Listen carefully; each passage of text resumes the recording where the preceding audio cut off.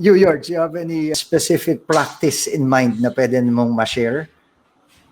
Yeah, one thing I learned from, I think it was Dwayne before that who mentioned this, using this for vocals, using one subgroup, assigning that certain vocal to a subgroup, so that when you do compression and everything, you can send that subgroup to the monitors.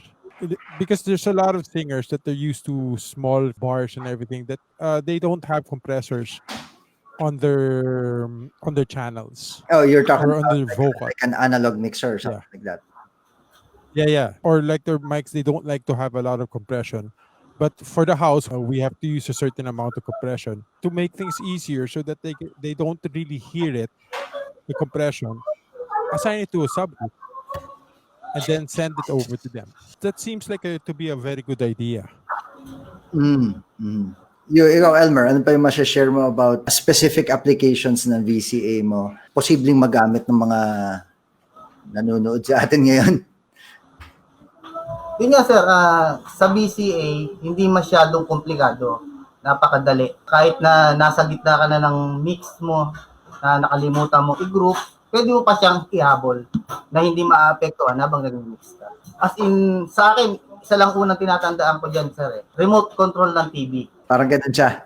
Parang ganun siya, sir. Hinaan ko nga to, nakasan ko nga to. Yun lang, sir.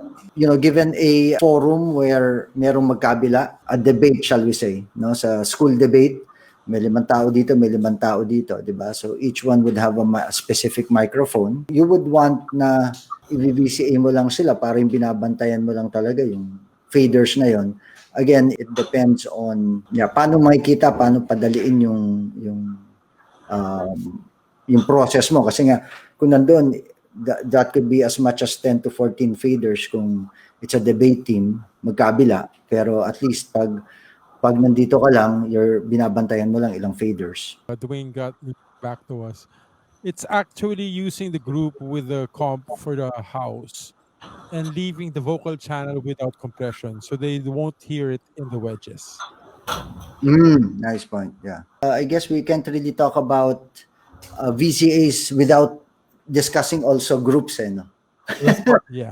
Yeah, kasi like, yun nga, tama nga yun. Kasi parang if you group it and put, you group, let's say, lalo na yung vocals, wherein minsan may sisigaw dyan and whatever, you put it into a group, put a compressor there, para yun yung matitrigger na compressor. Unlike pag straight to mix yun, pag na-trigger yung compressor na main house mo, lahat yun bababa.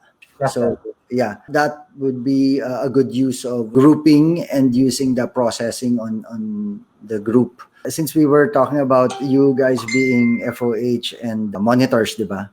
Then my thoughts were like, let's say may FOH console and may monitor console. But if you were to have just one console doing monitors, di ba?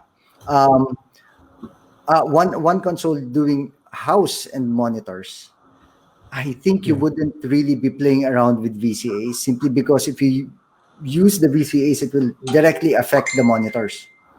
If your auxes are feeding monitors, right? Not really. Wait. Only the post fader, sir. As long as your monitors are in pre. If it's in post, then you're gonna have a problem. Okay. Well, yung maganda nga rin sa VCAs, I mean, especially with the custom views. So you could have your channels, like in the master feeder, you could have your channels and then your VCAs and your groups in one page. Hindi lang lahat yan input channels eh. So mas madali mo nang maano siya, ma-discartehan eh. And sa VCA, sir, para ka na rin naka-mute groups. Pag minute mo, sir, muted na. Okay. See, ako, I miss out on those. Hindi ko masyadong nagawa live eh. Actually, maganda sa VCAs, you'd end up pretty much anything. You could assign a lot of things to VCA, not just input channels. Just like here with the master fader, this is what you can assign to the VCA. Like with me, I have channel 1, 2, the Bluetooth, desktop, playback into one VCA. So if I drop the VCA, what's going to happen is mawawala lahat. VCAs come in very handy, especially pag a lot of us would do remote mixing, let's say with devices, okay nga si Elmer, sabi niya iPad Pro sa kanya eh. Paano kung regular iPad? Paano kung iPad mini? Diba? iPad, It just gets smaller and smaller. So, yeah, VCAs would come in handy. Throw that in custom views para yung mga piling-pili mo lang na faders na gusto mong makita within 8 faders, more or less nandun na yung control mo. Konting swiping lang eh, no? tama sa'yo. It really makes it easier for me because I'm using an iPad Mini 4, so it's just a small screen. So VCA is really important. Anyway, yun nga, swerte na lang talaga ngayon eh. That pretty much yung tools nandyan. And we're not even talking about matrices. Consoles are just like, whereas dati, every time yung analog console, even lagi, pag lumalaki yung console, dumadami yung input. Sa analog consoles, incremental lang yung change sa price nun. Pero once, pag dumadami output buses, be it auxes or if a console has more auxes, more groups, matrices, ganun, mas nagmamahal dati yan eh.